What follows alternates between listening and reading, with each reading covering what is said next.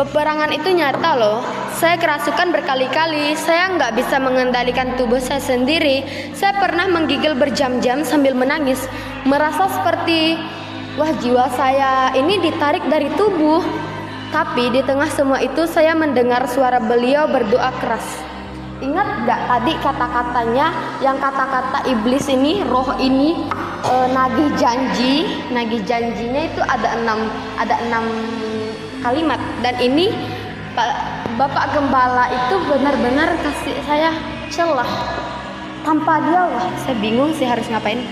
Dan saya mendengar suara beliau berdoa keras, dalam nama Yesus lepas anak ini milik Tuhan. Dan waktu itu saya menangis sekencang-kencangnya karena saya tahu saya akhirnya dibebaskan. Saya nggak lagi sendiri. Sekarang saya bisa berdiri, nggak karena kuat saya, tapi karena Yesus nggak menyerah ke Viana. Dan karena ada hamba-hambanya yang taat dan setia, Pak Alek, Pak Sugianto, Ibu Gembala, Bang Fanda, Bang Tegar, itu semuanya saya nggak akan pernah lupain apa yang Tuhan lakukan lewat mereka. Saya nggak akan lupa hari-hari gelap itu. Tapi saya juga nggak akan lupa siapa yang menerangi jalan saya keluar. Kalau kamu hari ini merasa seperti saya dulu, terikat, diserahkan, dilupakan, tolong dengar ini. Masih ada harapan, masih ada jalan keluar, dan yang paling penting masih ada Yesus. Saya hidup bukan karena manusia, bukan karena sesuatu.